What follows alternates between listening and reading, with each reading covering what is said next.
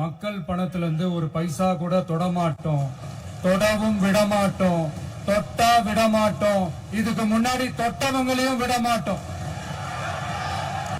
ஒவ்வொரு ஊழலா வெளியில வரும் போலே ஒவ்வொரு வேஷமா கலைஞ்சிரும் போலே இங்க இருக்கிற நிறைய பேரு நடுங்கி போய் இதுல நம்ம மேல அவதூறு வேற. இப்ப புதுசா ஒரு வெப்பன் ஒண்ணு கொண்டு வந்திருக்காங்க. அது என்ன தெரியுமா? அவங்க தயவால தான் நம்ம ஆட்சி நடக்குதாம். மக்கள் தயவால இந்த ஆட்சி நடந்துகிட்டு இருக்கு. மனசாட்சி உள்ள சக்திகளோட ஆதரவால இந்த ஆட்சி நடந்துகிட்டு இருக்கு. நாங்க தான் அனுப்பி வச்சோம் அப்படின்றாங்களே. அனுப்பி வச்சவங்களுக்கு மினிஸ்ட்ரியில இடம் கொடுத்தா ஏன் கதறீங்க? ஏன் இவ்வளவு கோவம்? ஏன் இவ்வளவு கதறல்ஸ்? இதுல இன்னொரு முக்கியமான விஷயம், மார்க்சிஸ்ட் கம்யூனிஸ்ட் கட்சி நமக்கு ஆதரவு கொடுத்தது சுயேட்சையா எடுத்த முடிவுன்னு சொல்றாங்க. அதே மாதிரி இந்திய கம்யூனிஸ்ட் கட்சி நமக்கு ஆதரவு கொடுத்தது சுயேட்சையா எடுத்த முடிவுன்னு சொல்றாங்க. இதுல எங்க இருந்து நாங்க தான் அனுப்பி வச்சோம்னா புரியலையே. மக்களுக்கு நல்லா புரியும், எல்லாத்தையும் தெளிவா பார்த்துக்கிட்டு இருக்கிறாங்க. சட்டம் ஒழுங்கு சரியா இருக்கணும் அப்படின்றதுல எங்களுக்கு மாற்று கருத்தே கிடையாது. கண்டிப்பா லா அண்ட் ஆர்டர் கரெக்டா இருக்கணும், கரெக்டா இருக்கும், இருக்க வைப்போம். அதே மாதிரி பெண்கள் பாதிக்கப்படுறதையும் இங்க யாராலையும் சகிச்சுக்கவே முடியாது. அதுக்கான கடுமையான நடவடிக்கைகள் நம்ம அரசு எடுத்துக்கிட்டு இருக்கிறோம். இந்த சிங்கப்பெண் சிறப்பு அதிரடி படை கூட அதுக்கான ஒரு ஃபர்ஸ்ட் ஸ்டெப் தான்.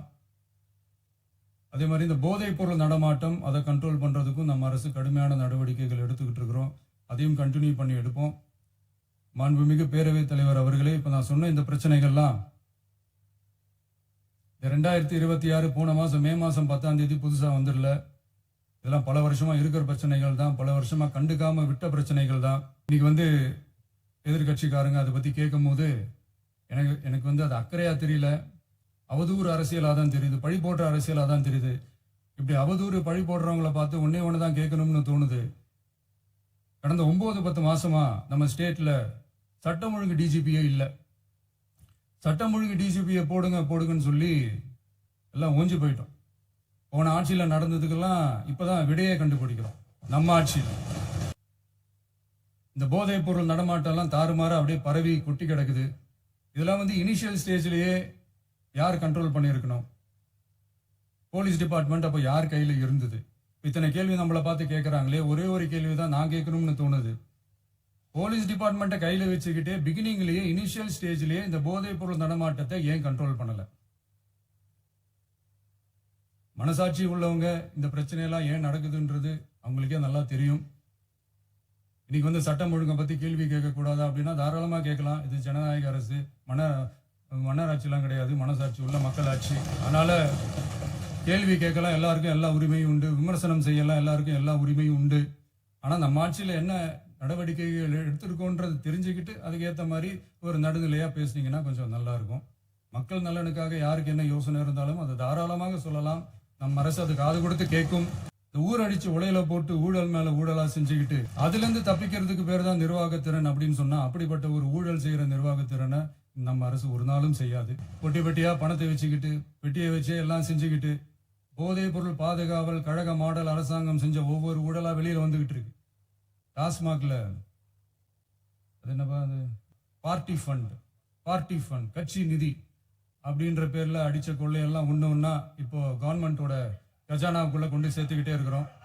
மறுபடியும் சொல்றேன், கட்சி நிதின்ற பேர்ல அடிச்ச கொள்ளைய ஒண்ணா கவர்மெண்டோட கஜானாக்குள்ளேயே கொண்டு சேர்த்துக்கிட்டே இருக்கிறாங்க. இப்பவும் சொல்றேன், இந்த சமூக நீதி அரசுன்னு சொல்றவங்களை பார்த்து கேட்கிறேன், நம்ம பட்டியலின சகோதரர்களுக்கு எத்தனை அமைச்சர் பதவி கொடுத்தீங்கன்னு கொஞ்சம் சொல்ல முடியுமா? நம்மளுடைய அரசுல 8 அமைச்சர் பதவிகள் யாருக்கு? நம்ம பட்டியலின சகோதரர்களுக்கு. எல்லாம் நம்ம அண்ணன், நம்ம தம்பி, நம்ம தங்கச்சிங்க. அண்ணல் அம்பேத்கர் அவர்களுடைய கிட்டத்தட்ட 100 ஆண்டு கால கனவு இப்ப நிறைவேறி இருக்கு. நான் ஏன் கொஞ்சம் சவுண்டா பேசுறேன் அப்படின்னா அவங்களுக்கு கேட்கணும்ன்றதுக்காக தப்பா எடுத்துக்க. அதே மாதிரி பெண்களோட பாதுகாவலர் நாங்க தான் அப்படின்னு சொல்லிக்கிறவங்களை கேட்கிறேன், எத்தனை பெண்களுக்கு அமைச்சர் பதவியில இடம் கொடுத்தீங்க கொஞ்சம் சொல்ல முடியுமா? எங்க அரசுல 4 சகோதரிகளுக்கு அமைச்சர் பதவி கொடுத்திருக்கிறோம். அதனால மக்களால் நிராகரிக்கப்பட்டு மக்களால் அகற்றப்பட்டவங்களுக்கு ஒன்னே ஒண்ணு சொல்லிக்கிறோம், தப்பே செய்ய மாட்டோம், ஊழலே செய்ய மாட்டோம், நேர்மையா தான் இருப்போம், நியாயமா தான் இருப்போம் அப்படின்னு சொல்றவங்களால மட்டும்தான் கூட்டணி ஆட்சி அமைக்க முன் வரும். ஆட்சியிலையும் பங்கு, அதிகாரத்திலையும் பங்கு கொடுக்க முன் வரும்.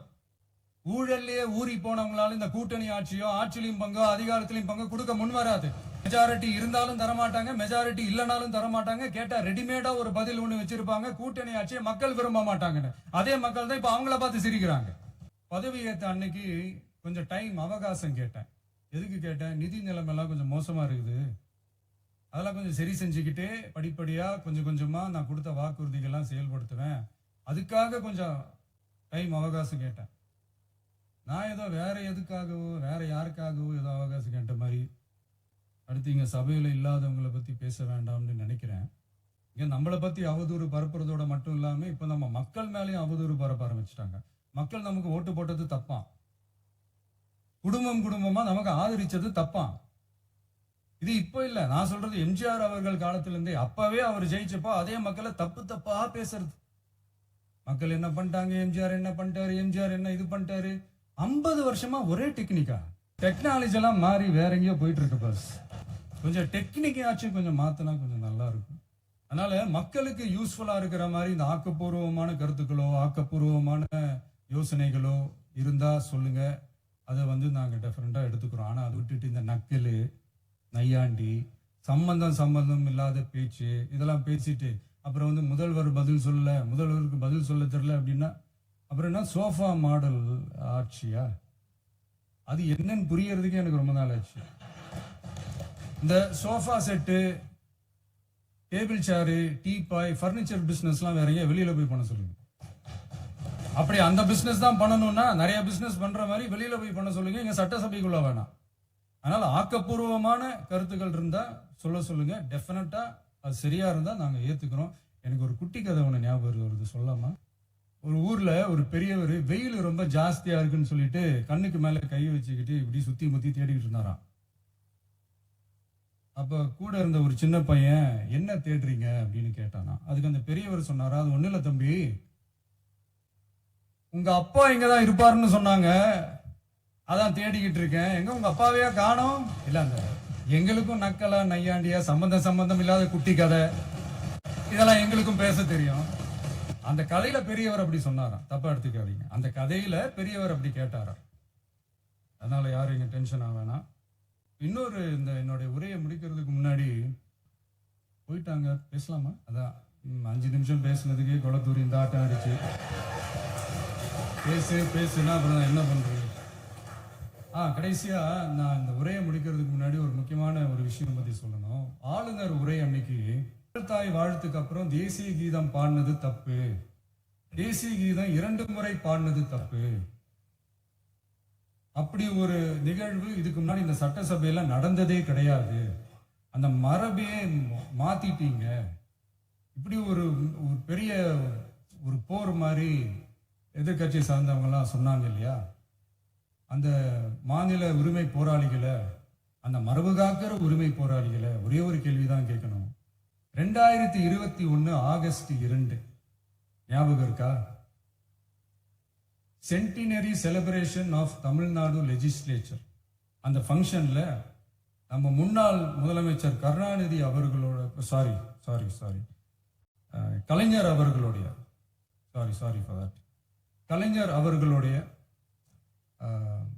புகைப்படத்தை மாண்புமிகு குடியரசுத் தலைவர் திறந்து வைக்கிற ஒரு ஃபங்க்ஷன். அந்த ஃபங்க்ஷன்ல national anthem followed by Tamil தாய் வாழ்த்து அப்படின்னு அறிவிச்சது ஞாபகம் இருக்கா? அதாவது தேசிய கீதத்துக்கு அப்புறமா 2வது முறையா, நோட் திஸ் பாயிண்ட் மாண்புமிகு பேரவைத் தலைவர் அவர்களே, ப்ளீஸ் நோட் திஸ் பாயிண்ட். தேசிய கீதத்துக்கு அப்புறம் 2வது முறையாக தமிழ் தாய் வாழ்த்து பாடப்படும் அப்படின்னு சொன்னது ஞாபகம் இருக்கா? அதுவும் முத்தமிழ் அறிஞர் அப்படின்னு சொல்ற நம்ம கலைஞர் அவர்களுடைய அந்த புகைப்படம் வெளியிட்டு விழாவில் அவர் இருந்த இதே சபையில தமிழ 2வது இடத்துக்கு தள்ளினது யாருன்னு ஞாபகம் இருக்கா? அது மட்டும் இல்ல, அந்த தேசிய கீதத்தை நாட்டுப்பண் நேஷனல் ஆந்தம்னு சொல்லி அதே ஃபங்க்ஷன்ல கடைசியா ஃபங்க்ஷன் முடியும் போது செகண்ட் டைம் தேசிய கீதம் பாடினதும் ஞாபகம் இருக்கா?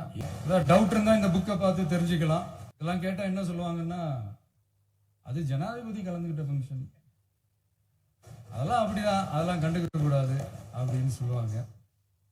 இதே மாதிரிதான் பேசுறது ஒண்ணு, செய்யறது ஒண்ணு, செய்யறது ஒண்ணு, பேசுறது ஒண்ணு. இதெல்லாம் மக்கள் பார்த்துக்கிட்டு இருக்காங்க.